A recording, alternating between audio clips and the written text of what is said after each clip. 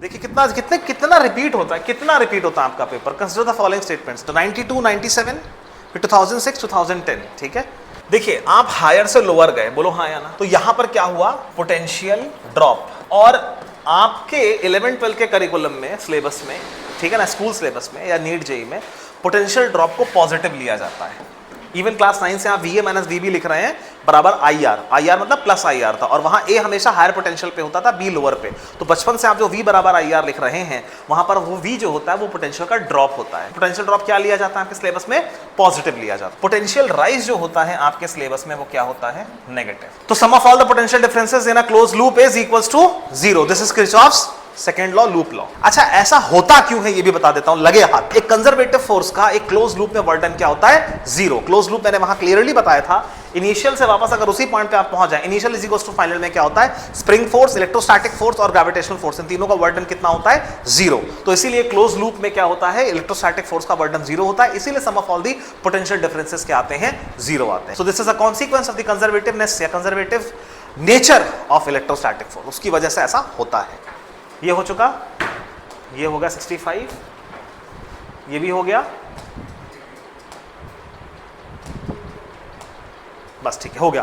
Kirchhoff's laws. तो Kirchhoff's laws में इसकी बेसिकली 2 लॉज होती हैं। पहली को बोलते हैं द जंक्शन लॉ। उसमें कहीं पर भी आपके वायर, एक वायर में रेजिस्टर्स हैं, ऐसे जा रहा R1 R2 है ना, R3 R4, तो कहीं पे एक जंक्शन आ गया, एक जो इनका इंटरकनेक्टिंग पॉइंट होता है, ये उसकी लॉ होती है। तो वो किरचॉफ्स लॉज के 2 पार्ट्स हैं। पहला पार्ट है द जंक्शन लॉ, और ये जो लॉ होती है, ठीक है ना, इसको किरचॉफ्स करंट लॉ भी कहा जाता है, KCL बोलते हैं इसको। ये ज़्यादा इंपॉर्टेंट नहीं है, इंपॉर्टेंट तो ये भी है, बट जो मेजर किरचॉफ्स लॉ, जिसको हम किरचॉफ्स लॉज के नाम से जानते हैं, जो मेजर लॉ होती है वो है किरचॉफ्स वोल्टेज लॉ, या इसका जो प्रॉपर नाम है वो है द लूप लॉ। तो पहली है द जंक्शन लॉ, जो स्टैंडर्ड नेमिंग है, और द लूप लॉ। इसमें लूप लॉ मेजर है और ये माइनर है, यानी कि मेन ये है। अच्छा, पहले वाले को किरचॉफ्स करंट लॉ भी कहते हैं, दूसरे वाले को किरचॉफ्स वोल्टेज लॉ भी कहते हैं, ठीक है ना। तो इसको हम स्टार्ट करने जा रहे हैं। तो पहली वाली जो लॉ है आपकी, इसका जो फर्स्ट पार्ट है, that is known as the junction law.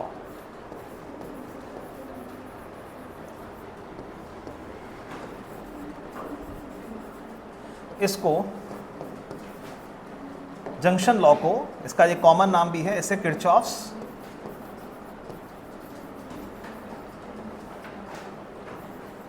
Current law भी बोलते हैं, KCL। तो द जंक्शन लॉ या किरचॉफ्स करंट लॉ, ये लॉ क्या कहती है, पहले लॉ को समझेंगे उसके बाद इसका स्टेटमेंट लिखेंगे। तो पहले इस लॉ को समझते हैं, फिर इसका स्टेटमेंट लिखेंगे। ध्यान से सुनिए। देखिए ऐसा है कि जैसे कि मान लीजिए एक रेजिस्टर है, ये दूसरा रेजिस्टर है, ये एक तीसरा रेजिस्टर है, ये चौथा रेजिस्टर है।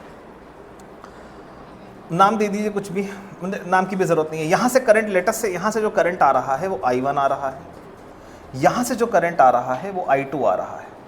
ये 2 करंट्स आ रहे हैं। ऐसे समझ सकते हैं कि इधर से 3, ये किसी बड़े सर्किट का पार्ट है, इस साइड से 3 एम्पियर आ रहा है, यहाँ से 7 एम्पियर ऊपर जा रहा है। ये दोनों यहाँ पे मिलते हैं, और यहाँ से आपका I3 बाहर निकलता है, और यहाँ से आपका I4 बाहर निकलता है। तो I1 I2 they move toward this junction, इसका नाम O या कुछ भी रख सकते हो तुम। फिर I3 और I4 moved away from it, ठीक है। जो कॉमन सेंस कहता है वही यहाँ पर किरचॉफ्स लॉ भी यही कहती है, जो हमारा कॉमन सेंस कह रहा है कि भाई जितना ट्रैफिक यहाँ आएगा उतना ही यहाँ से इधर जाएगा। अगर यहाँ से 100 गाड़ियाँ, यहाँ से 150 गाड़ियाँ, टोटल 250 गाड़ियाँ आ रही हैं, तो भले ही इधर 50 जाए, इधर 200 जाए, है ना, या इधर जो है क्या बोले, मतलब इधर 75 जाए तो उधर से 250 माइनस 75 कर दीजिए, उतनी जाए। यानी कि जितनी गाड़ियां इधर से इधर आएंगी टोटल, ठीक है ना, उतनी ही इधर से अवे जाएंगी। कोई भी यहाँ पे कोई चौराहा is not a storing point, कोई वो गैराज नहीं है कि कहाँ गाड़ियां पार्क हो जाएंगी। कॉमन सेंस हमारा कहता है, किरचॉफ्स लॉ भी यही कहती है कि जितना करंट यहाँ से आएगा, लेटेस्ट से ये 3 एम्पियर है, 7 एम्पियर है, टोटल 10 एम्पियर आया। अब ये 5-5 में जाए, 4-6 में जाए, 2-8 में जाए, 5.5-4.5 में जाए, 9-1 में जाए, कैसे भी जाए, टोटल सम जो है इधर आने का वो आउटवर्ड्स गोइंग के सम के बराबर होगा। Total incoming current is equals to the total outgoing current. इतनी सी है किरचॉफ्स करंट लॉ, और बिल्कुल कॉमन सेंस की लॉ है, इसमें कोई भी बहुत भारी ऐसा कोई क्लॉज नहीं है, ठीक है ना, जो आपको बहुत ज़्यादा समझना पड़े। तो यहाँ पर इसका अगर हम बेसिक तरीके से लिखें तो क्या करेंगे, जो उसकी स्टेटमेंट है, स्टेटमेंट 1 सिंपल स्टेटमेंट, दूसरी थोड़ी सी इसकी एक स्टैंडर्ड स्टेटमेंट भी है, थोड़ा सा वो एक होता है एक फॉर्मल लैंग्वेज में है, तो उसको भी हम लोग लिखेंगे, लेकिन जो एक नॉर्मल स्टेटमेंट इसकी है वो क्या कि द जंक्शन लॉ या Kirchhoff's current law states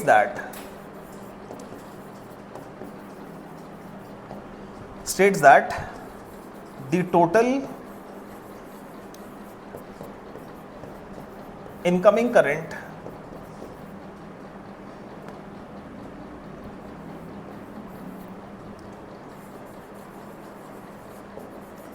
is equals to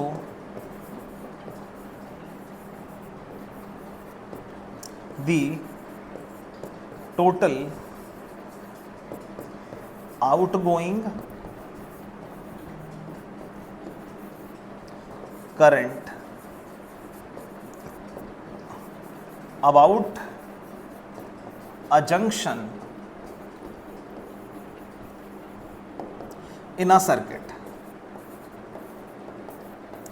एक सर्किट में किसी भी जंक्शन पर, एक सर्किट में किसी भी जंक्शन के अबाउट जितना इनकमिंग चार्ज है, net incoming charge is always equal to the net outgoing charge, in simple language मैंने वहां लिख दिया है, ठीक है। अच्छा, अगर इसको हमें दिखाना है तो हम कैसे दिखाएंगे इसको? अगर हमें शो करना है प्रॉपर तो हम ऐसे करेंगे, summation I incoming is equal to summation I outgoing, ऐसे दिखा सकते हैं। इसे फर्दर आपको खोल के अगर लिखना है तो आप कैसे लिख सकते हैं इसको? अगर आपको फर्दर खोल के लिखना है तो आप कैसे लिखेंगे? नेट इनकमिंग करंट यहाँ कितना है? I1 प्लस I2, आउटगोइंग कितना है? I3 plus I4। देखिए ये कॉमन सेंस की बातें हैं सर, स्टेट कर दी हमने, इसमें कोई दिक्कत नहीं है। अच्छा, अगर इसी चीज़ को, लेकिन इसका जो फॉर्मल स्टेटमेंट है वो थोड़ा सा स्लाइटली जो है वो टेढ़ा होता है, उसको मैं ज़रा लिख के बता दे रहा हूँ।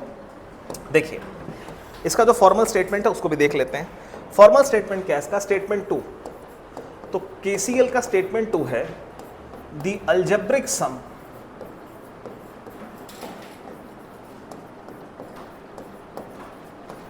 Of all the currents, algebraic spell में RAIC होता है, तो इसीलिए इसका एक प्रोनाउंसिएशन अलजेब्राइक भी होता है, ठीक है ना।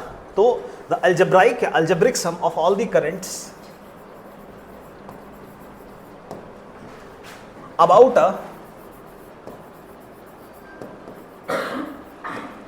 a junction in a circuit is 0. The algebraic sum of all the currents about a junction in a circuit is 0. यानी कि अगर हमारे पास एक सर्किट का एक जंक्शन है, जैसे कि एक सर्किट का हमारे पास एक ही जंक्शन हमारा आ रहा है O, या कुछ भी इस तरह से आ रहा है, ठीक है। अब इसमें क्या होगा, जितने भी करंट्स यहाँ पर आ रहे हैं I1 I2 is equals to I3 I4, तो इस स्टैंडर्ड नोटेशन में, ठीक है, क्या करा जाता है, ये जो बात लिखी इसका मीनिंग क्या है, बहुत ध्यान समझना। इसका एक इस स्टेटमेंट के अंदर एक इंक्लूडेड पार्ट होता है, वो ये कि इनकमिंग करंट को पॉजिटिव लिया जाता है, जो हमारे जंक्शन की तरफ करंट आ रहा होता है उसे पॉजिटिव लिया जाता है, और जो हमारे जंक्शन से आउटगोइंग जा रहा होता है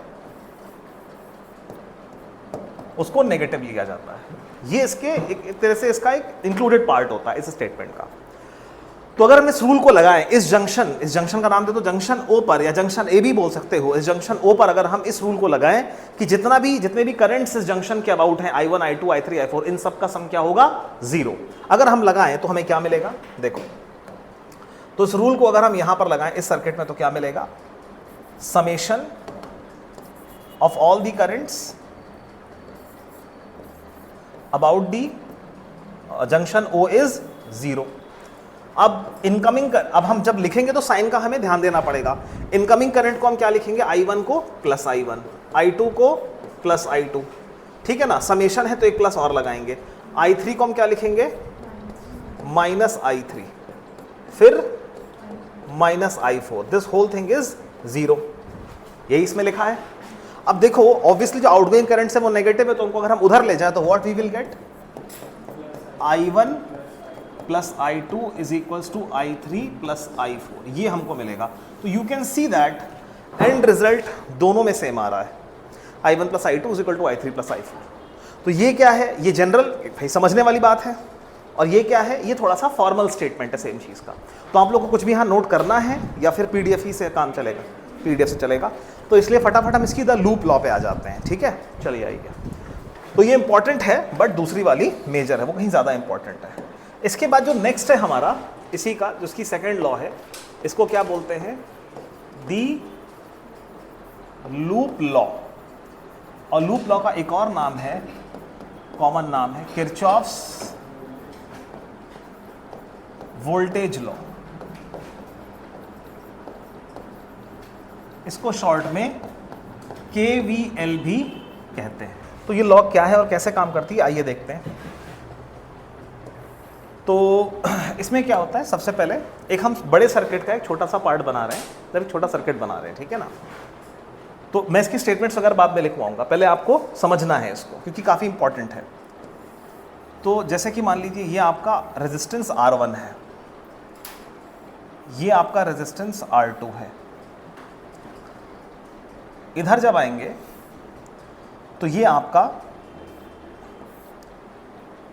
एक बैटरी लगी है विद EMF E1, ये आपका रेजिस्टेंस R3 है। फिर यहां से नीचे उतरते वक्त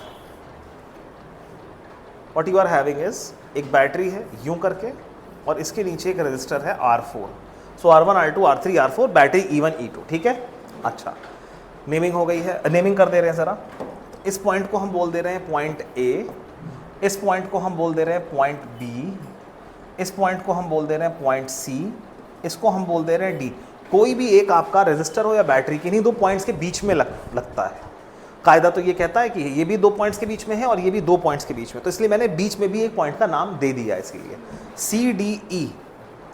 मैं चाहूँ तो यहाँ रुक सकता हूँ, बट ये रजिस्टर E और यहाँ पे एक लिखना चाहिए हम लोग को। कायदा ये कहता है कि ये रजिस्टर E और F के बीच कनेक्टेड है और ये बैटरी A और F के बीच कनेक्टेड है। यहाँ तक ठीक है। अब सुनो, अब रजिस्टर्स के भी नाम लिख लो ज़रा, तो लिख लो मतलब मैं लिख दे रहा हूँ। तो ये क्या हो जाएगा, आपका R1 रजिस्टर है, ये आपका R2 रजिस्टर है, ये आपका R3 रजिस्टर है, ये आपका R4 रजिस्टर है। यहाँ तक कोई दिक्कत तो नहीं है। अब जैसा कि इस लॉ का नाम है द लूप लॉ, तो लूप लॉ का क्या मतलब होता है कि हमें यहाँ पर क्या बनानी है, एक लूप बनानी है, ठीक है ना। लूप का मतलब सचमुच में एक लूप नहीं है, लूप का मतलब है कि आप यहाँ पर कैसे मूव करना चाह रहे हैं। आप ABCDEFA क्लॉकवाइज मूव करना चाह रहे हैं, या आप AFEDCBA AFEDCBA यानी कि एंटी क्लॉकवाइज मूव करना चाह रहे हैं। आप कैसे इस लूप में मूवमेंट करना पसंद कर रहे हैं। This is what is the looping here means, या लूप बनाने का मतलब जो यहाँ पर है। अब ये लूप तो मैंने यहाँ बना दी है। अब मैं आपसे ये पूछना चाहता हूँ, देखिए ध्यान से सुनिए, लूप आपने बना दी, लूप बनाने के बाद इसका जो डायरेक्शन होता है वो आपके हाथ में होता है। आप इसे क्लॉकवाइज डायरेक्शन भी दे सकते हैं और एंटी क्लॉकवाइज डायरेक्शन भी दे सकते हैं। बात समझ में आ रही है। तो क्लॉक एंटी क्लॉक डायरेक्शन जो यहाँ देने का मतलब है, जैसे कि मैं इसको लेफ्ट बोल रहा हूँ, उसको राइट बोल रहा हूँ, आपके लिए ये राइट है ये लेफ्ट है, तो लेफ्ट एक तरफ हम लेफ्ट अपना चूज कर सकते हैं, बट हम ये नहीं कह सकते ये भी लेफ्ट है ये भी लेफ्ट है। आर यू गेटिंग है ना। एक बार आपने लेफ्ट चूज कर दिया, उसके अकॉर्डिंग राइट आएगा, ठीक है। कहने का मतलब आपके हाथ में डायरेक्शन को फिक्स करने का पहला स्टेप होता है, बाकी सब कुछ उसको फॉलो करता है। तो ऐसे ही हम यहाँ पर इस लूप का, हमारे पास सिर्फ इतनी इंडिपेंडेंसी है कि हम इस लूप को क्लॉकवाइज दे सकते हैं डायरेक्शन, या एंटी क्लॉक दे सकते हैं। एक बार वो हमने दे दिया, फिर हमें उसी के अकॉर्डिंग चलना पड़ेगा, फिर हमारा इंडिपेंडेंस नहीं रहेगा, फिर हम बाउंड हो जाएंगे। तो आप मुझे बताइए, यहाँ पर हम इसको क्लॉकवाइज दें यानी कि ABCDEF दें। अच्छा, मैंने अभी करंट्स मार्क नहीं किए हैं। यहाँ करंट I1 रहेगा, यहाँ करंट I2 रहेगा, यहाँ करंट I3 रहेगा, और ऊपर से करंट I4 नीचे आ रहा है। मैं वो भी मार्क कर दे रहा हूँ। इसमें करंट्स मैं यहाँ मार्क कर दे रहा हूँ। यहाँ पर करंट I1 यूँ चल रहा है, यहाँ पर करंट I2 यूँ चल रहा है, यानी कि इन दो में अगर हम देखें तो करंट ऑफ क्लॉकवाइज आ रहा है। यहाँ करंट I3 चल रहा है, लेकिन यहाँ ऊपर से जो करंट है वो I4 नीचे की तरफ आ रहा है, और ये I4 I3 यहाँ से मिलके बाहर हो जाएंगे, ठीक है ना। तो अब ये मैंने लूप बना दी, इसमें आप इंडिपेंडेंट हैं इसका डायरेक्शन चूज करने के लिए। तो क्लॉक या एंटी क्लॉक में से एक चूज करना है। क्या चूज करेंगे? क्लॉक ही कर लेते हैं, क्योंकि पहले दो करंट्स क्लॉक हैं और मैं भी हमेशा क्लॉक से ही कराते आया हूँ। तो अब हम क्या करने जा रहे हैं, ये जो हमने लूप चूज करी है इसका हम डायरेक्शन क्लॉक दे रहे हैं। अब इसका डायरेक्शन क्लॉक देने का मतलब क्या है? अच्छा, सीखने के दौरान बहुत स्लोली और थोड़ा सा बड़ा करके मैं बताऊंगा, लेकिन एक बार समझ में आ जाएगी, थोड़ी प्रैक्टिस हो जाएगी, उसके बाद आप देखेंगे ओरली होने लग जाएगा, ठीक है ना, बहुत जल्दी 3-3 सेकंड में होगा, 3 तो नहीं 10-15 सेकंड आप कह सकते हैं। तो हमने क्लॉकवाइज कर लिया। क्लॉकवाइज का यहाँ बेसिकली क्या मतलब है, क्लॉकवाइज का यहाँ मतलब है कि जो हमने लूप ली है यहाँ पर वो क्या ली है, लूप हमने ली है A B C D E F A से वापस A तक हम आए हैं इन दी क्लॉकवाइज सेंस। अच्छा, अब हम क्या करेंगे, अब ज़्यादा कुछ हाई फाई नहीं करना है। अब हम क्या करेंगे, सबसे पहले हम 2 पॉइंट चूज़ करेंगे, पहले AB चूज़ करेंगे, फिर BC चूज़ करेंगे, फिर CD चूज़ करेंगे, फिर DE, फिर EF, फिर FA। क्यों 2 पॉइंट चूज़ करेंगे, क्योंकि किन्हीं भी दोनों पॉइंट्स के बीच में हम ओम्स लॉ लगा सकते हैं। तो क्लास 9 तो ओम्स लॉ ही लगानी है, कोई हाई फाई काम नहीं करना है। तो A और B के बीच में अगर आप ओम्स लॉ लगाएं तो आप क्या लिखेंगे, VA माइनस VB, क्या लिखेंगे आप, I1R1 लिखेंगे। अच्छा, कोई यहाँ साइन, बचपन से आप लोग ये देखते आ रहे हैं क्लास 9 से, करंट जिधर जा रहा होता है, कभी ऐसा नहीं हुआ कि आपने VA माइनस VB लिखा और करंट इधर आ रहा हो। करंट आपने नोटिस नहीं किया होगा, बट आप इस बात को जानते हैं, अगर रिकॉल करेंगे, करंट हमेशा आप A माइनस B, तो करंट इधर जा रहा होता है। कभी आप साइन नहीं लिखते हैं, इसका मतलब इसे आप ऑटोमेटिकली प्लस लेते हैं। यानी कि ओम्स लॉ में बाय डिफॉल्ट एक बात जो आप क्लास 9 से जानते हैं, बस मैं उसको रीआइट्रेट कर रहा हूँ, आज आपके सामने रीस्टेट कर रहा हूँ कि जब हम करंट की दिशा में A माइनस B लिखते हैं तो प्लस आता है, और अगर हम करंट के अगेंस्ट, अगर मैं VB माइनस VA लिखता, क्योंकि मैंने करंट के अगेंस्ट लिख दिया है, तो वहाँ पे एक माइनस आएगा। Are you getting my point? खैर, अब हम देखते हैं VB माइनस VC। अगर हम यहाँ लिखते हैं VB माइनस VC, तो व्हाट विल हैपन, हम इधर जा रहे हैं, करंट भी इधर जा रहा है, तो प्लस I2R2। अब अगला क्या है, CD, VC माइनस VD। अब ध्यान से थोड़ा सा अलर्ट रहना है यहाँ पर, ये E3 है, E1 है, sorry, this is your EMF, ये बैटरी है जिसका EMF कितना है, E1, और ये बैटरी है जिसका EMF है E2। इलेक्ट्रोमोटिव फोर्स से आप अभी के लिए एक बार को पोटेंशियल डिफरेंस बोल सकते हैं, वैसे EMF ही बोलना बेटर रहेगा। अब ध्यान से सुनिए, C और D के बीच में आपको पोटेंशियल डिफरेंस लिखना है। इधर देखिए, C और D के बीच में जब आप पोटेंशियल डिफरेंस, ये क्या हुआ, कुछ इंपॉर्टेंट है क्या, C और D के बीच में आपको पोटेंशियल डिफरेंस लिखना है। याद रखिए, जब R होता है तो R और I का कॉम्बिनेशन मिल के आपको पोटेंशियल डिफरेंस देता है। यहाँ पर आपको I को मल्टीप्लाई E से नहीं करना है, ये तो खुद ही EMF है। I is always multiplied by the resistance to give you the PD, potential difference। But यहाँ तो ये E1 खुद ही पोटेंशियल डिफरेंस बता रहा है। EMF is never multiplied by current, E is itself potential difference, ठीक है ना। तो C और D के बीच में पोटेंशियल डिफरेंस कितना है, मैं आपको बताता हूँ। अब ध्यान सुनिएगा, है तो E1, लेकिन साइन कन्वेंशन क्या रहेगा, सुनो। तो साइन कन्वेंशन को प्रॉपरली मैं एक बार अगले स्लाइड में बता दे रहा हूँ, जानबूझ के अभी तक मैंने नहीं बताया था, ताकि एक फ्लो आपको मिल जाए। सुनिए ध्यान से, बैटरी के लिए पहले बता देता हूँ। ये आपके पास कोई बैटरी है जिसका EMF है E। बहुत ऑब्वियस सी बात है, ये पॉजिटिव साइड है, ये नेगेटिव साइड है। एक बैटरी है जिसका EMF E है। अच्छा, आपकी जो लूप है, आपकी लूप अगर करंट से मतलब नहीं होता है, EMF जब बैटरी होती है तो उसको बैटरी को करंट से मतलब नहीं होता, रेजिस्टर को होता है, बैटरी को नहीं होता, ठीक है। अच्छा, ये जो बैटरी है आपके सामने, अगर आपकी लूप का मूवमेंट यूं है, यानी कि क्लॉक एंटी क्लॉक की बात नहीं है, पॉजिटिव से नेगेटिव की तरफ है। अगर आप बैटरी को यूं क्रॉस कर रहे हैं, पहले आपको इसका पॉजिटिव टर्मिनल मिलता है, फिर इसके बाद इसका नेगेटिव टर्मिनल मिलता है। एक तो क्रॉसिंग ये हो गई, दूसरा आप इधर से इधर आ रहे हो, ठीक है ना। तो क्लॉक एंटी क्लॉक यहां नहीं देखेंगे, यहां बस इतना देखेंगे, बैटरी को आप पॉजिटिव टू नेगेटिव क्रॉस कर रहे हैं या नेगेटिव टू पॉजिटिव क्रॉस कर रहे हैं। जब आप पॉजिटिव टू नेगेटिव क्रॉस करते हैं तब क्या होता है, इस बात को समझिए। और ये नेगेटिव टू पॉजिटिव वाला है। तो जब आप बैटरी को पॉजिटिव से नेगेटिव क्रॉस करते हैं तब क्या होता है, देखिए, आप हायर से लोअर गए, बोलो हाँ या ना। तो यहां पर क्या हुआ, पोटेंशियल ड्रॉप। और आपके 11-12 के करिकुलम में, सिलेबस में, ठीक है ना, स्कूल सिलेबस में या नीट जेई में पोटेंशियल ड्रॉप को पॉजिटिव लिया जाता है। इवन क्लास 9 से आप VA माइनस VB लिख रहे हैं बराबर IR मतलब प्लस IR था, और वहाँ A हमेशा हायर पोटेंशियल पे होता था, B लोअर पे। तो बचपन से आप जो V बराबर IR लिख रहे हैं, वहाँ पर वो V जो होता है वो पोटेंशियल का ड्रॉप होता है। तो पोटेंशियल ड्रॉप यहाँ किसके बराबर होता है, पोटेंशियल ड्रॉप क्या लिया जाता है आपके सिलेबस में, पॉजिटिव लिया जाता है। Are you getting this point? अच्छा, उसी तरह से जो पोटेंशियल ड्रॉप होता है पॉजिटिव। इंजीनियरिंग में पोटेंशियल ड्रॉप को नेगेटिव लेते हैं, लेकिन आपके सिलेबस में पोटेंशियल ड्रॉप को पॉजिटिव लेते हैं। अच्छा, इधर से आप इधर जा रहे हैं तो क्या हो रहा है, जब आप किसी बैटरी को नेगेटिव से पॉजिटिव क्रॉस करते हैं तो आप लोअर पोटेंशियल से हायर पोटेंशियल तरफ जा रहे हैं, यानी कि you are encountering potential rise. Potential rise जो होता है आपके सिलेबस में वो क्या होता है, नेगेटिव। बोलो हाँ या ना, बात समझ में आ रही है? तो यानी कि जब आप इस दौरान जब ई को लिखेंगे किसी भी इक्वेशन में, लेटर से V A minus V B, अगर मैं यहाँ पे मार्किंग कर दूँ एक दिखाने के लिए, या इसको एक्स और वाई बोल दूँ, तो जब भी आप एक बैटरी को यूं क्रॉस करेंगे तो आप क्या लिखेंगे, V X minus V Y, और वो क्या आएगा, प्लस ई।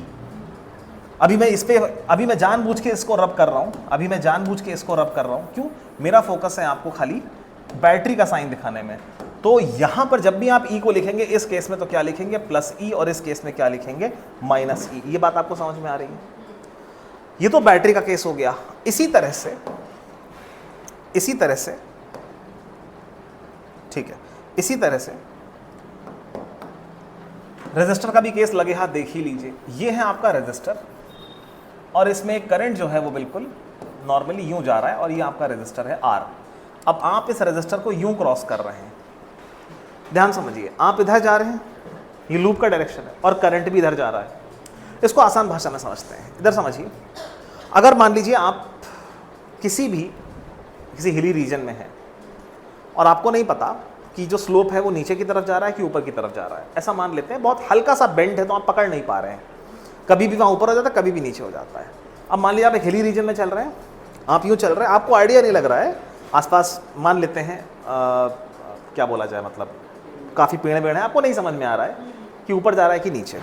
आप यूँ जा रहे हैं, और अगर आप देखें कि थोड़ी देर पहले बारिश हुई और पानी भी आपके साथ साथ आगे बढ़ रहा है, अगर आप इधर जा रहे हैं और पानी भी इधर जा रहा है, इसका क्या मतलब हुआ, डाउनस्ट्रीम आप इधर जा रहे हैं और पानी भी इधर जा रहा है, इसका मतलब you are encountering a gravitational potential drop. और यही अगर मान लीजिए आप यूं जा रहे होते और पानी सामने से आ रहा होता अपने आप, मोटर तो लगी नहीं, इसका मतलब आप ऊपर जा रहे हैं तो you are encountering potential rise. ठीक है ना? तो जब भी आप जिधर जा रहे हैं अगर पानी भी उधर जाए तो that is a potential drop. ठीक है, तो क्या हो जाएगा, ये हो जाएगा पोटेंशियल ड्रॉप। और पोटेंशियल ड्रॉप क्या होता है, पॉजिटिव। अच्छा, और जब आप यूं जा रहे हैं या कहीं भी जा रहे हैं और पानी सामने से आ रहा है, that means you are going up, तो ये क्या है, पोटेंशियल राइज। तो उसको आप क्या लेंगे, नेगेटिव। यानी कि फाइनली जब आपको साइन लिखना होगा तो आप यहां पे क्या लिखेंगे, इस केस में आप लिखेंगे प्लस आई आर, और इस केस में आप लिखेंगे minus I R. Are you getting this और नॉट? ठीक है, तो वापस आते हैं मुद्दे पर। Vc माइनस Vd, आप बैटरी के नेगेटिव से पॉजिटिव की तरफ चले गए, क्या हुआ, पोटेंशियल राइज। पोटेंशियल राइज क्या होता है, नेगेटिव, तो माइनस E1। Cd हो गया, अब De पर आते हैं, तो Vd minus Ve, Vd minus Ve, current इधर जा रहा है, आप भी इधर जा रहे हैं, तो क्या रहेगा, प्लस I3 R3।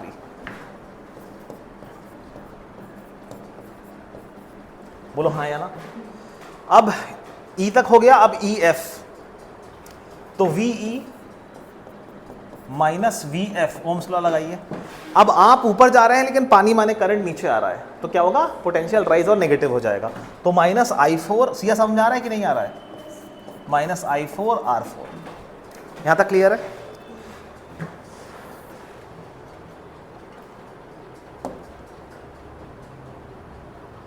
छोटा करना पड़ेगा, हाँ,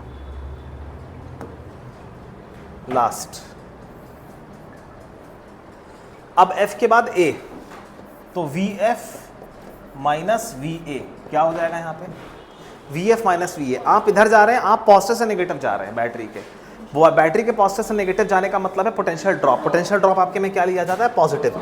इसका EMF कितना था इस बैटरी का, इसका E2 था, तो क्या आएगा, प्लस E2।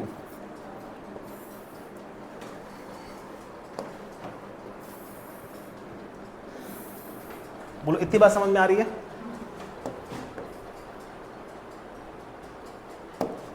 अब सुनो बॉस, ऐसा है तो जहां से शुरू किया था वहीं खत्म कर दिया, लूप पूरी हो गई। अच्छा अब सुनो, तो RHS में तो इन सबको ऐड कर देंगे, ये सब पोटेंशियल डिफरेंस। भाई ये तो इमेजिनेशन है ना, ये तो ABCD तो आपने मार्किंग्स दी थी खाली, रियल में ये पोटेंशियल डिफरेंसेस हैं। RHS में क्या है, sum of all the potential differences in the closed loop, और LHS में क्या आएगा, minus VA plus VA minus VB plus VB minus VC plus VC, a big zero. तो sum of all the potential differences in a closed loop is equals to 0. This is Kirchhoff's second law, loop law. तो Kirchhoff's second law, Kirchhoff's loop law या Kirchhoff's voltage law क्या बताती है, वो ये बताती है कि the sum of all the potential differences in a closed loop is equals to 0. ये है लॉ, प्रूव हो गई आपके सामने। अच्छा ऐसा होता क्यों है ये भी बता देता हूं, लगे हाथ, क्योंकि आप लोगों को मैंने जिन लोगों ने इलेक्ट्रोस्टैट्स की क्लास की है, हालांकि बहुत इंपॉर्टेंट नहीं है, मैं पहले बता दूं, जिनने नहीं कही वो परेशान ना हो, बस मैं कनेक्ट बता रहा हूं। वहां पे मैंने पढ़ाया है आपको कि इलेक्ट्रिक फील्ड एक कंजर्वेटिव नेचर की फोर्स होती है, इलेक्ट्रोस्टैटिक फोर्सेस इन एक कंजर्वेटिव नेचर की फोर्स होती है। वर्क पर एनर्जी में पढ़ाऊंगा, 11th में पढ़ाऊंगा मैं। तो एक कंजर्वेटिव फोर्स का एक क्लोज लूप में वर्क डन क्या होता है, 0। क्लोज लूप मैंने वहां क्लियरली बताया था, इनिशियल से वापस अगर उसी पॉइंट पे आप पहुंच जाए, initial is equals to final में क्या होता है, स्प्रिंग फोर्स, इलेक्ट्रोस्टैटिक फोर्स और ग्रेविटेशनल फोर्स, इन तीनों का वर्क डन कितना होता है, 0। तो इसीलिए क्लोज लूप में क्या होता है, इलेक्ट्रोस्टैटिक फोर्स का वर्क डन 0 होता है, इसीलिए sum of all the potential differences क्या आते हैं, 0 आते हैं, क्योंकि वर्क डन 0 के लिए फॉर्मूला क्या लगेगा, Q delta V। Work done के लिए फॉर्मूला क्या लगेगा, Q delta V। And if this is 0, if work is 0, Q तो 0 हो नहीं सकता, so delta V should be 0। So this is a consequence of the conservativeness या conservative nature of electrostatic force, उसकी वजह से ऐसा होता है। तो Kirchhoff's voltage law, Kirchhoff's loop law आपके सामने है, the sum of all the potential differences in a closed loop is equals to 0 because of the conservative nature of the electrostatic force. तो बाकी RHS में आप सब लिख लेंगे, ऐसा कोई बड़ी बात नहीं है ना, या मैं लिख दूं, लिख लेंगे ना, I1 R1 plus I2 R2 करके आप पूरा लिख लेंगे। क्लियर हो गया। सो ये किरचॉफ्स लूप लॉ या वोल्टेज लॉ थी। अच्छा अब ओके ठीक है, अब हमें इसके एप्लीकेशंस पे आना है। अब देखिए ये तो हमने इसकी थ्योरी जान ली, ठीक है, इसके पहले कि हमारा हाथ इसमें बहुत क्विक चले तो इसकी थ्योरी को हमें पक्का करना पड़ेगा। तो पहले मैं आपको 2 सब्जेक्टिव क्वेश्चंस करवाऊंगा इसके, जो पहले IC बोर्ड में आ चुके हैं। बात IC बोर्ड की नहीं है, क्वेश्चंस अच्छे हैं, ठीक है ना। तो मैं चाहे JEE का बैच हो, चाहे नीट का हो, चाहे कोई स्टूडेंट हो, मैं उसको ये 2 क्वेश्चन जरूर करवाता हूँ, मैंने अलीशा को भी करवाए हुए हैं। तो पहले हम 2 क्वेश्चंस करेंगे किरचॉफ्स वोल्टेज लॉ पर, और उसका स्टेटमेंट मैंने कई बार बोल ही दिया है ना, और आप लोग मतलब अभी ठीक है लिख लेंगे स्लाइड पर बहा के। अभी हम लोग पहले क्वेश्चंस पर आ जाते हैं। तो इसके वो 2 क्वेश्चंस जो काफ़ी अच्छे होते हैं, जिनको मैं हमेशा कराता हूँ, वो देख लीजिए ज़रा। तो ये क्वेश्चन है आपका, है तो कहने को बोर्ड लेवल का, लेकिन ये एक्चुअली में अच्छा क्वेश्चन है। तो इसमें आप लोग लूप लॉ लगाइए और सॉल्व करिए, ठीक है ना, बिल्कुल रूल बाय रूल चलेंगे। सबसे पहले कहने को तो मैं इसको बहुत शॉर्ट में आपको 30 सेकंड में निकलवा सकता हूँ, बट अभी वो करूँगा नहीं जानबूझ के। अभी मैं आपको यही कहूँगा, आप रूल को प्रैक्टिस करें, इसमें लंबा जाएगा बट आपको ग्रिप आ जाएगी टॉपिक पर। मैं हल्का हिंट कर देता हूँ आपको, पहले 2 लूप लेंगे, एक इधर ले लीजिए ABEF, और एक लूप इधर ले लेंगे, क्या हो जाएगी वो, उसको ऐसे करंट इधर आ रहा है ना, तो उसको उल्टा कर लीजिए, कोई दिक्कत नहीं। एक लूप में एक डायरेक्शन आपके हाथ में होता है, तो CBED CB हो जाएगा, ठीक है ना। तो इस तरह से आप 2 ले सकते हैं। फिर उसके बाद ध्यान ये देंगे, I1 I2 यहाँ लगेगा KCL, ये दोनों मिलके क्या हो जाएंगे I, है ना, और I को आप क्या लिख सकते हैं, I1 प्लस I2, यानी कि यहाँ से पास होने वाला करंट I1 या I2 नहीं है, I1 प्लस I2 है। तो कुछ नहीं करना है, आप रूल को फॉलो करिए। आप लिखिए सबसे पहले कंसिडरिंग लूप ABEFA, जैसे मैंने वहाँ लिखा था। फिर आप लिखेंगे VA minus VB is equals to I1 into 0, क्योंकि कोई रेजिस्टर नहीं है। फिर VB minus VE is equals to I1 plus I2 into 2 IR। नहीं लिख सकते बेटा, क्योंकि VA minus VB potential difference, हम ओम्स लॉ लगा रहे हैं, हम ओम्स लॉ लगा रहे हैं ना बेटा। तो VA माइनस VB को हम क्या लिखेंगे, बराबर I into R, R is 0। हम I1 लिख रहे हैं बट उसके साथ R भी लिखना जरूरी है ना, सो I1 इंटू 0 विल बी 0 यहाँ पर, लेकिन I1 प्लस I2 इंटू 2 हो जाएगा, और यहाँ VE माइनस VF 0 हो जाएगा। लेकिन जब हम VF माइनस VA लिखेंगे तो आप ध्यान दीजिएगा, यहाँ पे यहाँ I1 ऊपर जाएगा, फिर यहाँ बैटरी को आप एनकाउंटर करने वाले हैं।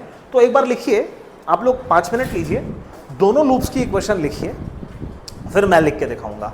अगर सही लगेगी तो सॉल्व कर लीजिएगा, जो गलती होगी नहीं तो फिर उसको सुधार लीजिएगा और फिर सॉल्व करिएगा। सो दोनों की सिर्फ आप लूप बनाकर इक्वेशन लिख दीजिए, ठीक है ना, जैसे मैंने अभी आपको सिखाया है। हो गया, आंसर आ गया?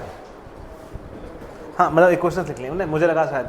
चलो देखो, अच्छा इधर देखिए, तो पहले हम लोग उसको रूल्स के अकॉर्डिंग करेंगे, फिर इसको फटाफट करेंगे, ठीक है। देखिए लिसन, देखिए तो पहले रूल्स के अकॉर्डिंग करेंगे। ए बी, देखिए I1 I2 है तो ये क्या है I, और I ऑब्वियसली क्या हो जाएगा बराबर, ये मैंने साइड में लिख दिया ताकि यहाँ घिच पिच ना हो। फिर I इधर कंटिन्यू होगा, फिर यहाँ से दे विल अगेन स्प्लिट, क्योंकि यहाँ I2 है तो ऑब्वियसली इधर भी I2 ही गया होगा, और इधर I1 है तो ऑब्वियसली इधर I1 गया होगा, और यही I1 इधर कंटिन्यू हुआ, यही I2 इधर कंटिन्यू हुआ। बहुत अच्छी बात है। अब आप ले लीजिए लूप। तो सबसे पहले मैं लूप ले रहा हूँ clockwise, A B E F है, क्योंकि करंट भी क्लॉकवाइज है तो साइन कन्वेंशन इजी रहता है थोड़ा। तो सबसे पहले हम ले रहे हैं लूप, अभी फास्ट भी करके दिखाऊंगा लेकिन पहले वो रूल्स के according. A B E F ए,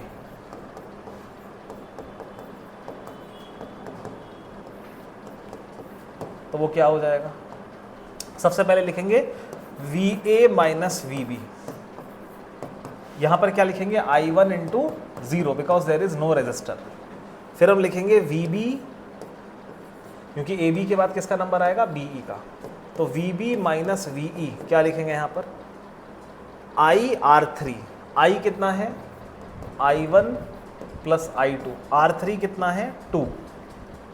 अब EF तो VE माइनस VF क्या हो जाएगा I1 इंटू 0। फिर VF minus VA,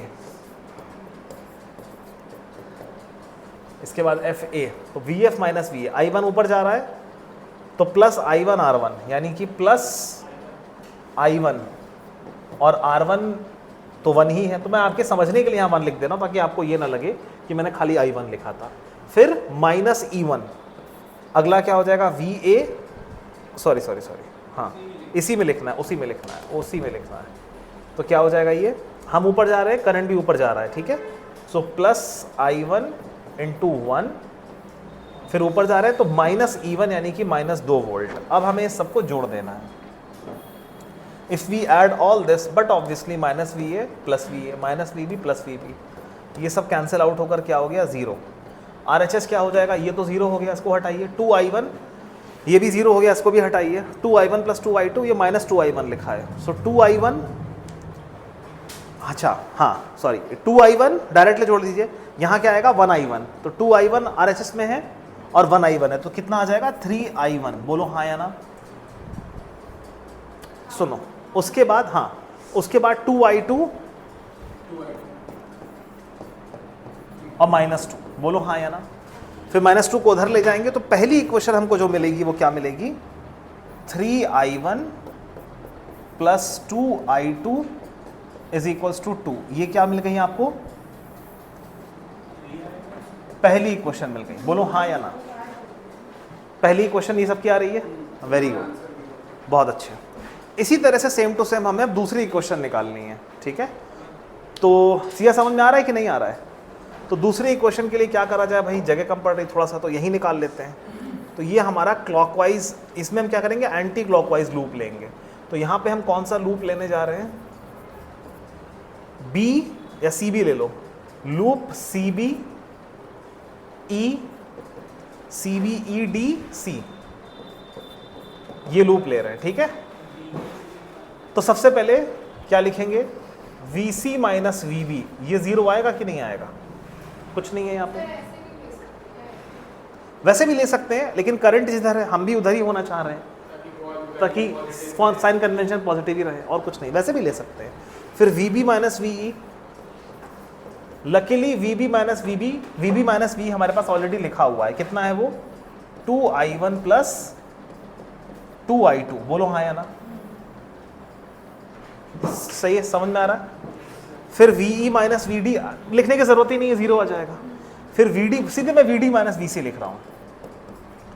VD minus VC क्या हो जाएगा, हम ऊपर जा रहे हैं, करंट भी ऊपर जा रहा है, तो I2 इंटू R2 यानी कि 6I2 हो जाएगा। बोलो हाँ या ना। 6I2 माइनस 3, बोलो हाँ।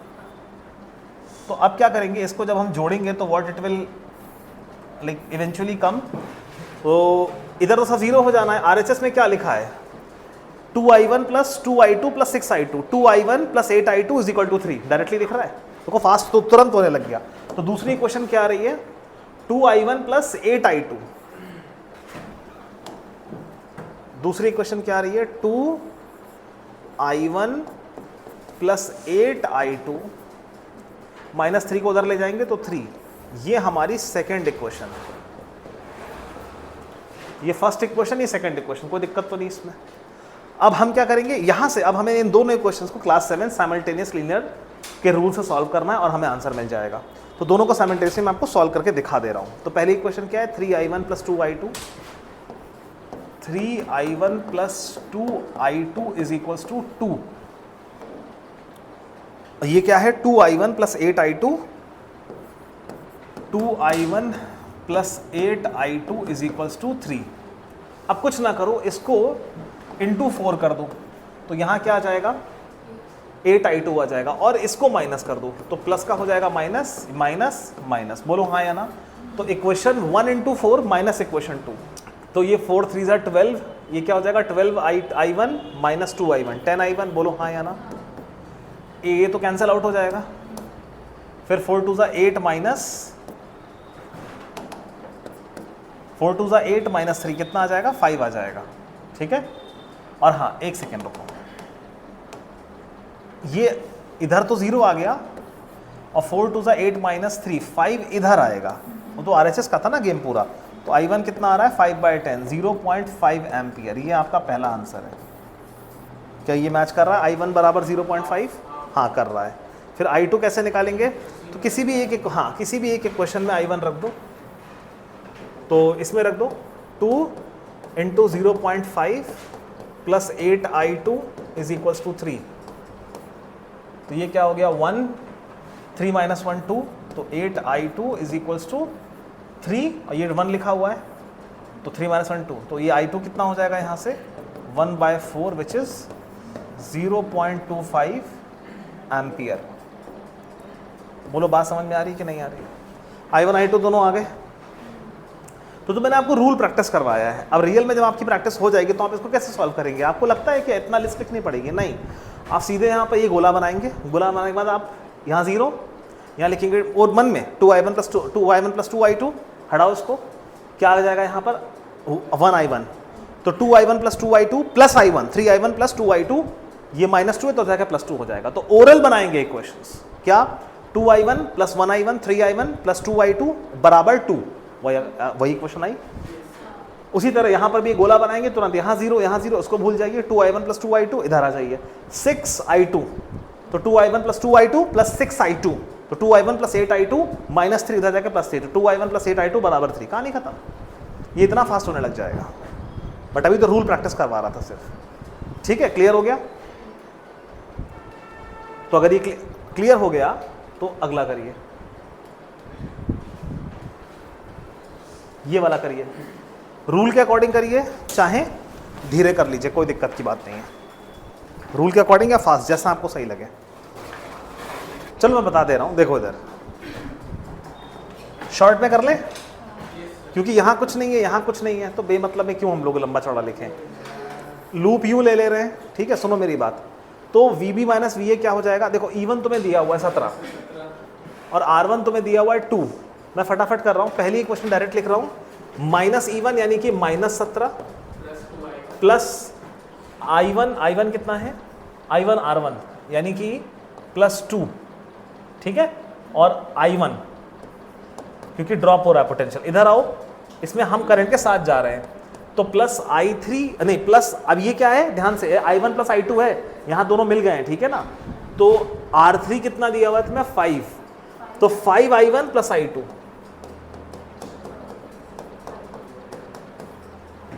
ठीक है। 2I1 plus 5I1 7I1 plus 5I2 is equal to 17। ये पहली इक्वेशन है, बताओ क्लियर है कि नहीं क्लियर है। ठीक है। अच्छा, दूसरा जो है, इधर आ जाओ।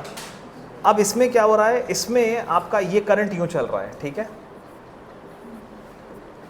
तो क्या करेंगे, इसमें हम इधर से इधर जा रहे हैं, तो -E2 आएगा, यानी कि दूसरे इक्वेशन में सबसे पहले -21, सीधा समझा रहा है कि नहीं।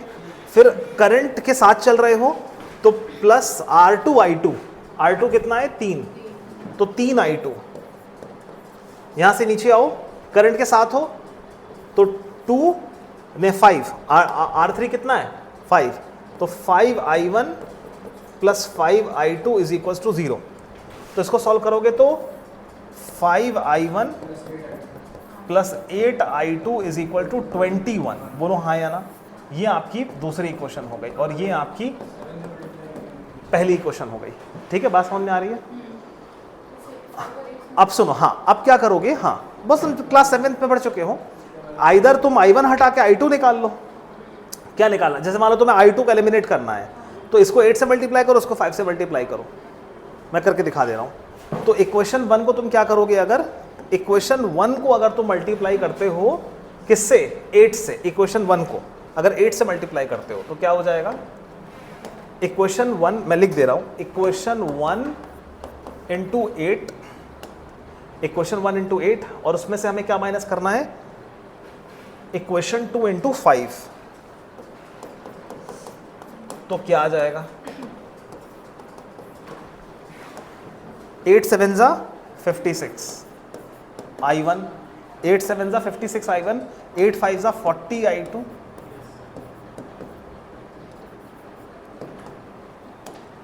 8 17 जा 17 8 जा कितना होगा, 136 होगा। ओके, 8 7 जा 50। ठीक है, अब नीचे आ जाओ, 5 5 जा 25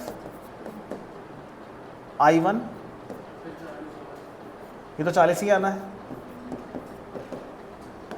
5 8 जा 40, 5 1 जा 5, 5 2 जा 10, 21 इंटू 5 105।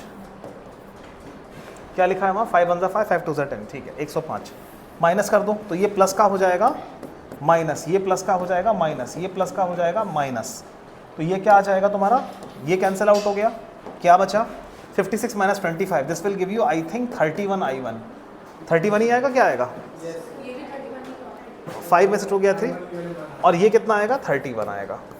तो ये कैंसिल आउट हो गया। i1 कितना आ रहा है आपके सामने, 1 आ रहा है, i1 आ रहा है 1 एम्पियर। इसको उठा के आप किसी भी इक्वेशन में डाल दीजिए i1 को, आपको i2 मिल जाएगा। बोलो हाँ या ना, ठीक है ना। सो ये मैंने इसकी प्रैक्टिस कराई किरचॉफ्स लॉस की। ठीक है, अब हम लोग अब आगे बढ़ते हैं इसके क्वेश्चंस वगैरह की तरफ। अगर हम लोग आगे बढ़े, एक थ्योरी क्वेश्चन पहले कर लेते हैं। देखिए इधर देखिए, ये क्वेश्चन 92 और 97 में आया है। Kirchhoff's first law that sum of all the currents is equal to 0 at a junction deals with the conservation of what. किस चीज़ के कंजर्वेशन को ये लॉ डील करता है, तो चार्ज स्टोर नहीं हो सकता है ना, वायर में चार्ज स्टोर नहीं हो सकता, बैटरी थोड़ी लगी है, तो ये बाय डिफॉल्ट है। ये क्या है, क्या हो गया,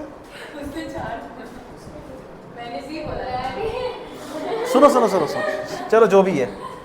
तो फर्स्ट लॉ जो है वो क्या है, law of conservation of charge को डील करता है। अच्छा, दूसरी लॉ देख लो क्या, इसके बाद 2000, एक सेकेंड, फर्स्ट लॉ में चार्ज ही तो होता है, करंट क्या है, rate of flow of charge, जितना चार्ज कलेक्ट होगा जंक्शन पे उतना ही मैंने क्या बोला, मैंने चार्ज ही होगा, मैंने कहा था चार्ज ही होगा, बिल्कुल सही कह रहे हैं, मैंने कहा था चार्ज ही होगा, क्योंकि मैंने तुरंत बोला वायर में, मैंने तुरंत बोला वायर में कहाँ करंट स्टोर हो सकता है, मैंने बोला भी वायर में थोड़ा ना चार्ज स्टोर हो सकता। हाँ अब सुनो सुनो सुनो सुनो, पहला है law of conservation of charge, दूसरा क्या है फिर, Kirchhoff's first and the second law. Kirchhoff's first and second laws for electrical circuits are consequences of conservation of electric charge and energy respectively. Conservation, अब देखिए कॉमन सेंस से पहला ही हमारा answer सही हो गया है।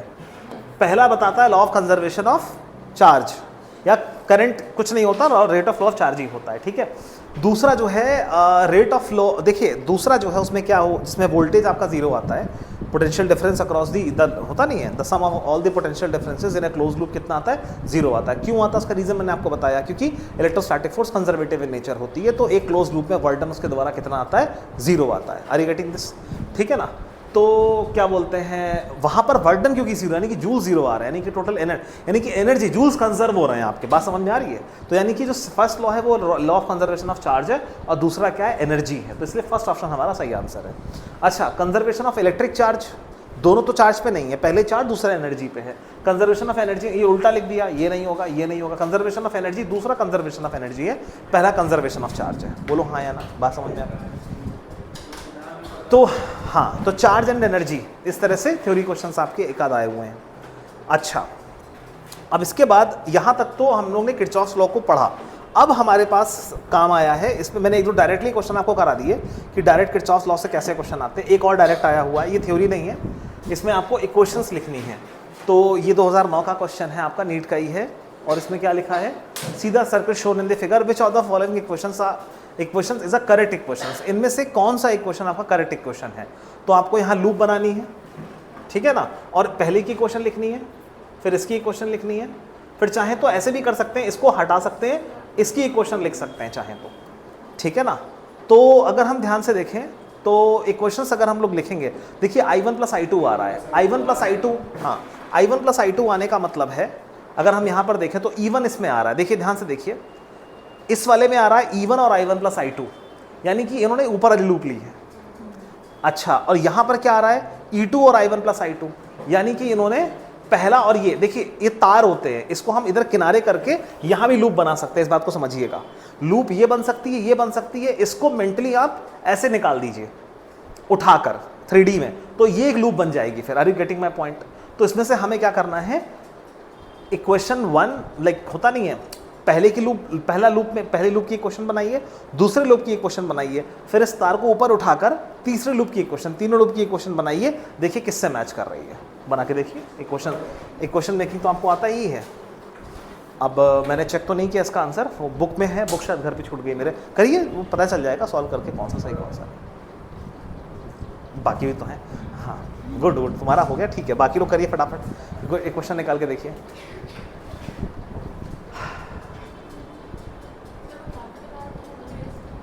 हाँ मैं बता रहा हूँ, देखो ऐसा है, एक बार थोड़ा सा इसका बैकग्राउंड दे देता हूँ। ये I1 I2 दोनों यहाँ आकर मिल जाएंगे और क्या बना देंगे, I1 प्लस I2 बना देंगे, ठीक है। अच्छा, यहाँ पर ये वाली लूप ले लो अगर तुम, और लूप का डायरेक्शन क्या रख लो, ऐसे करके रख लो, ठीक है। तो क्या आएगा, इधर से इधर जा रहे हैं तो क्या आ जाएगा, माइनस I1 R1 इधर, माइनस E1, ठीक है, फिर plus I1 plus I2 R is equal to 0। बोलो हाँ या ना। अच्छा, तो यहाँ से इक्वेशन क्या बनेगी, आपके सामने इक्वेशन बनी हुई है, कोई बात नहीं कोई बात नहीं, उन्होंने लूप उल्टी ले ली होगी ना। आप इस पूरी इक्वेशन को -1 से मल्टीप्लाई कर दीजिए, RHS तो वैसे भी चेंज नहीं होने वाला, तो इधर क्या आ जाएगा, E1 माइनस माइनस E1 का प्लस E1 हो जाएगा, और ये प्लस का माइनस, और अंदर ब्रैकेट वही रहेगा, और फिर ये माइनस का प्लस हो जाएगा, minus I1 R1, this will be 0। बोलो हाँ या ना। सो E1 minus I1 plus I2 R plus I1 R1, बोलो हाँ या ना। सीधा समझ में आ रहा है कि नहीं आ रहा। पहले की क्वेश्चन लिखी हमने, लिया उसमें एंटी क्लॉक, बट आंसर उन्होंने क्लॉक लेकर करा है, तो सी हमारा एक बार में मैच कर गया, तो सी आंसर होना चाहिए। बाकी आप लोग ये भी कर सकते हैं, देखिए एक साथ किसी क्वेश्चन में E1 E2 नहीं आया है, यानी कि आपको लूप 2 नहीं लेनी है।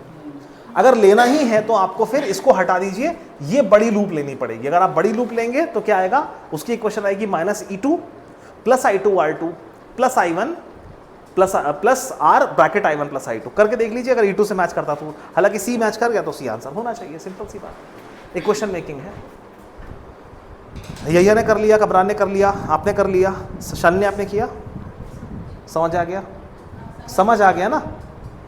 कोई डाउट हो तो मैं उसको और स्पून फीडिंग के तौर पे एक बार रिपीट करूं, नहीं तो फिर आगे बढ़ सकते हैं हम लोग। बात समझ में इतनी आ गई। अच्छा, अब यहाँ से बेटा क्या हो रहा है, यहाँ से अगर हम लोग अब आगे बढ़ें तो एप्लीकेशंस इसके अब थोड़े से कोर में स्टार्ट हो रहे हैं। अच्छा चलो 2010 का एक क्वेश्चन थ्योरी का और मिल गया, ये भी कर ले जरा। देखिए कितना रिपीट होता है, कितना रिपीट होता है आपका paper. Consider the following statements, Kirchhoff junction law follows from the conservation of charge, Kirchhoff's loop law follows from the conservation of energy. बिल्कुल सही बात है, both A and B are correct, both A and B are correct, दोनों सही हैं। Kirchhoff's loop law conservation of energy, Kirchhoff's junction law conservation of charge है, तुरंत D answer से ठीक हो गया। अब कितना रिपीटिशन आप सोचो, 92, 97, 2006, 2010, ठीक है। अब इसके लिए अगर आप लोग परेशान हो तो क्या ही करा जा सकता है। और देखिए इसमें थ्योरी क्वेश्चन कोई बचा हो तो, ओके ओके ओके। अब देखिए, अब यहाँ से जो है थ्योरी क्वेश्चंस खत्म हो गए, अब यहाँ से कुछ आपका एप्लीकेशन बेस शुरू हो रहा है, ठीक है। देखिए इसमें क्या होता है, पहले मैं इसको डिराइव कर दे रहा हूँ। तो ये देखिए, इसके दो तरीके हैं डिराइव करने के। क्या तरीके हैं मैं आपको बताता हूँ। पहला तरीका है कि जैसे मान लीजिए ये रजिस्टर है आपका, ये बैटरी है, बैटरी का छोटा सा इंटरनल रेजिस्टेंस है ये। बैटरी का जो इंटरनल रेजिस्टेंस होता है वो हमेशा नेगेटिव टर्मिनल के काफी पास दिखाया जाता है, ठीक है। ये स्मॉल आर होता है, ये ईएमएफ ई होता है, ये रेजिस्टेंस आपका कैपिटल आर होता है। अब यहां से जो भी करंट इधर जाता है, ठीक है, नाउ व्हाट हैपेंस, इसको सॉल्व करने के दो तरीके हैं। एक ईजियर वे है, एक ईजियर वे क्या है कि आप देखिए, अगर ये इंटरनल रेजिस्टेंस नहीं होता तो आप क्या लिखते, ई बराबर आई आर लिखते, यही लिखते। लेकिन इंटरनल रेजिस्टेंस है तो उससे क्या होगा, इसका कुछ वोल्टेज लेट अस से 10 वोल्ट है, तो ये इंटरनल है, ध्यान दीजिए ये अंदर है, तो भले ही इसका ईएमएफ यानी कि इसका जो टोटल कैपेसिटी है पोटेंशियल डिफरेंस क्रिएट करने की वो कितनी है, 10 वोल्ट है, बट उसके अंदर का जो इंटरनल रेजिस्टेंस है वो खुद 1-2 वोल्ट खा जाएगा, इसी को पोटेंशियल ड्रॉप कहते हैं। तो जो ई में से ई दे सकता है, बट जैसे कि हमारी गाड़ी, हमने गाड़ी इसलिए खरीदी ताकि वो हमें प्रोपेल कर सके, जो हम तेल उसमें डलाते हैं वो इसलिए ताकि हमें सुविधा मिल सके, बट कहीं ना कहीं हमसे कहीं ज़्यादा गाड़ी का खुद का मास उसको खा जाता है, बोलो हाँ या ना। तो उसी तरह से ये बैटरी खुद कितना डिडक्ट कर लेगी, स्मॉल आई आर डिडक्ट कर लेगी, बोलो हाँ या ना। तो this battery will deduct small I R, और जो बचेगा वो क्या होगा हमारा, आई कैपिटल आर, बोलो हाँ या ना। So E minus I R is equal to I capital, इसको हम बोलते हैं total EMF minus potential drop. Total EMF minus potential drop gives you terminal voltage, ये टर्मिनल्स के बाहर आपको इतना मिलेगा।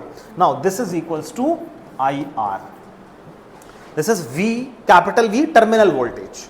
तो ये एक ईजियर वे इसको समझने का क्लास 9-10 का। बट अगर हमें इसको किरचॉफ से करना है तो हम उससे भी कर सकते हैं। लूप बनाइए, इसको आप क्लॉकवाइज डायरेक्शन दे दीजिए, क्लॉकवाइज डायरेक्शन देंगे तो क्या हो जाएगा, यहाँ से आप कहीं से भी चालू कर दीजिए, प्लस I1 R1, I1 तो लिखने की जरूरत ही नहीं है, यहाँ पे प्लस आई आर लिख सकते हैं कि नहीं, बोलो हाँ या ना। इधर से प्लस आई स्मॉल आर लिख सकते हैं कि नहीं, फिर minus E, this is 0। Now what will happen, E को उधर ले जाओ, इसको इधर ले जाओ, तो आई आर किसके बराबर आ रहा है, ई माइनस आई स्मॉल आर के बराबर आ रहा है। तो E minus small I R कितना है, आई कैपिटल आर, जहां पर ये होता है आपका ईएमएफ, ये होता है आपका potential drop inside the battery due to the electrolyte, इसको पोटेंशियल ड्रॉप स्मॉल v से दिखाते हैं, ठीक है। और ईएमएफ माइनस पोटेंशियल ड्रॉप जो होता है इसको ओवरऑल बोला जाता है कैपिटल V, और इसको हम बोलते हैं टर्मिनल वोल्टेज।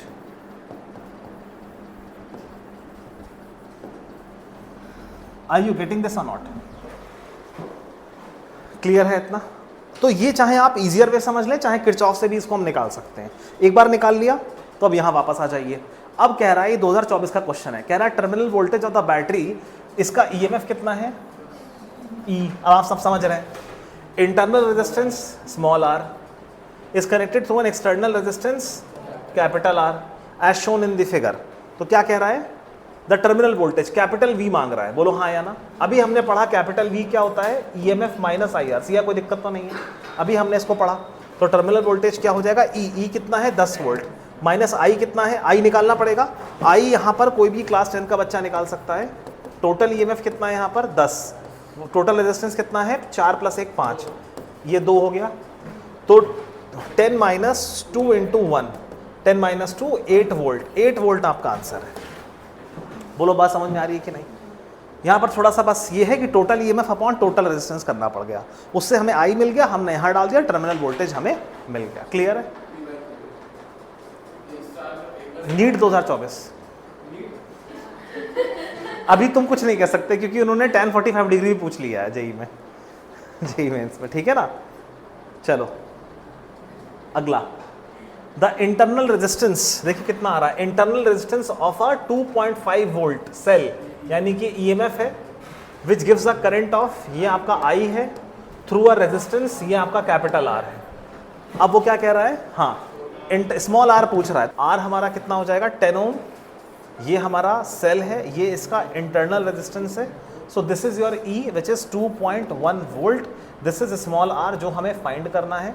कैपिटल जो कैपिटल आर है वो टोटल रेजिस्टेंस आपको 10 ओम दिखा रहा है, और जो करंट है यहाँ पर वो कितना है 0.2 एम्पियर। अब देखो बहुत आसान हो जाता है, इससे करने को तो ओरली कर सकते थे बट अब ज़्यादा आसान हो जाएगा। कैसे आसान हो जाएगा, देखो जो हमें, देखो तुम्हें समझना पड़ेगा, ये स्मॉल आर इंटरनल मैटर होता है, हाँ सुनो तो स्मॉल आर जो है वो इंटरनल मैटर होता है, ठीक है ना, यानी कि हमें जो मिला बैटरी से आउटपुट मिला वो तो यही मिला, तो यहाँ कितना मिला आई आर कर दो, तो हमें यहाँ मिला 0.2 इंटू 10, क्या हो जाएगा यहाँ से ये 2 वोल्ट। तो हमें कितना मिल रहा है 2 वोल्ट मिल रहा है, लेकिन ईएमएफ कितना है 2.1, यानी कि लॉस कितना हुआ, पोटेंशियल का ड्रॉप कितना होगा 0.1 वोल्ट हुआ। ये जो 0.1 वोल्ट का लॉस है ये किसने कॉज किया है, स्मॉल आई आर ने किया है कि नहीं किया है, ये स्मॉल वी पोटेंशियल ड्रॉप की वैल्यू लिखी हुई है। तो 0.1 is equals to 0.2 into R, ये पॉइंट से पॉइंट चला जाएगा 1/2, तो स्मॉल आर कितना हो गया 0.5 ओम। बोलो हाँ या ना, कोई डाउट हो तो बताओ। क्लियर है कि नहीं क्लियर है, ठीक है। तो हमें इसमें मिला कितना 2 था, कितना टोटल 2.1, यानी कि पोटेंशियल ड्रॉप कितना हुआ 0.1, वो 0.1 किसकी वजह से हुआ, इंटरनल रेजिस्टेंस की वजह से। तो 0.1 is equal to total current into internal resistance, तो हमें इंटरनल रेजिस्टेंस कितना मिल गया 0.5 ओम मिल गया। बात समझ में आ रही है। इसके बाद सेल 2012 का, cell having an EMF E and internal resistance R is connected across a variable external resistance capital R. As the resistance R is increased, the plot of the potential difference V across R is given by, तो ध्यान से देखिए V बराबर किसके होता है E minus I are के होता है। ओके, ये हमारा क्या है Y एक्सिस पे V लिया गया है।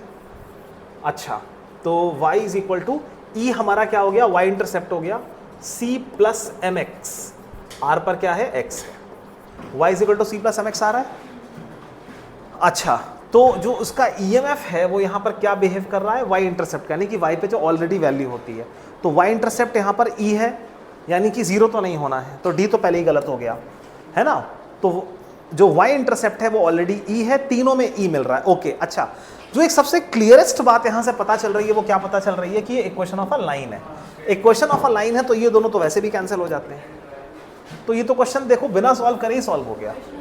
ये इक्वेशन ऑफ अ लाइन से, इक्वेशन ऑफ अ लाइन मतलब क्लास 10th में हम ये बात पढ़ते हैं कि जब भी कोई इक्वेशन होती है जिसमें y और x दोनों की हाईएस्ट पावर 1 हो तो उससे एक लाइन बनती है, और जब दोनों की 2 हो तो ellipse, hyperbola, parabola, ellipse, circle या हाइपरबोला कुछ भी बन जाता है, और अगर एक की हाईएस्ट पावर 2 हो दूसरे की 1 हो तो उसे पैराबोला बनता है, इसे क्वाड्रेटिक इक्वेशन कहते हैं। तो क्योंकि यहाँ पर v is equal to E minus I R, जो v पे प्लॉट हो रहा है और जो r पे प्लॉट हो रहा है, दोनों की हाईएस्ट पावर कितनी है 1 है, तो यानी कि ये लीनियर इक्वेशन है। लीनियर इक्वेशन तो पैराबोलिक ग्राफ तो पहले ही कट जाएंगे। अब इन दोनों लीनियर इक्वेशंस में भी जो y इंटरसेप्ट है, y इंटरसेप्ट मतलब यहाँ पर c का मतलब होता है ऑलरेडी अगर हम x को 0 कर दें तो y किसके बराबर आ रहा है c के, इसे y इंटरसेप्ट कहते हैं। इसको अगर नहीं समझ में किसी को आता तो मैं इसको डिटेल में अलग से बताऊंगा फिर। y इंटरसेप्ट का मतलब होता है कि ओरिजिन पर ऑलरेडी y की वैल्यू, तो ओरिजिन पे ऑलरेडी y की वैल्यू कितनी है e है, यहाँ पर ओरिजिन पे ऑलरेडी y की वैल्यू 0 दिखा रहा है, यहाँ e दिखा रहा है, तो इसका मतलब ये सही है। तो मैंने क्या किया, पहले y इंटरसेप्ट चेक किया, y इंटरसेप्ट यहाँ 0 है जबकि होना चाहिए e, तो ये गलत हो गया, ये तीनों सही हो सकते हैं, लेकिन ये दोनों तुरंत गलत हो जाते हैं जैसे हमें पता चलता है कि इक्वेशन ऑफ अ लाइन है, वो हमें पहले से पता चल गया है। तो इक्वेशन ऑफ अ लाइन होने की वजह से इन दोनों के चांस खत्म और इन दोनों के बने। इन दोनों में भी y इंटरसेप्ट क्योंकि यहाँ का 0 है और यहाँ का e है तो इसलिए ये सही ये गलत। Are you getting this point और not? Okay. A current of 2 ampere flows through a 2 ohm resistor and connected। चलो इसको तुम लोग जो है सॉल्व करो, ठीक है ना। 1/3 सबका 1/3 आ रहा है, सिया का भी आ गया। Current the same battery supplies this much when, अरे मतलब हो गया ना, जल रहा है तुम लोग का। अब ये तो आप लोग घर पे कर सकते हैं, ये हालांकि मतलब थोड़ा डिफरेंट भी है, मैं बता रहा हूँ। 1 एम्पियर नहीं 1 एम्पियर 2 एम्पियर यहाँ I1 प्लस I2 चला जाएगा, करंट की वैल्यू दे दी है, वोल्टेज दे दिया है, पॉइंट पोटेंशियल एट पॉइंट, तो तुम क्या करोगे मैं बता रहा हूँ। यहाँ लिखोगे VB माइनस VD, तो यहाँ पे VB कैंसिल नहीं होगा, ठीक है ना, VB की वैल्यू तुम्हें निकालनी पड़ेगी। टाइम मार के देखना, ना हो तो बताना, ठीक है। ये तो हो ही गया, रुक जाओ, ये तो कर ही लोगे। A student measure the terminal potential difference V of a cell of EMF E and internal resistance small r as a function of the current I flowing through it. The slope and the intercept of the graph between V and I then respectively equal to। तो बहुत आसान question है। हाँ ये A student measure the terminal potential resistance V of a cell of EMF E and internal resistance small r as a function of current I flowing through it. The slope and the intercept of the graph between V and I. देखो ये V है, ये I है.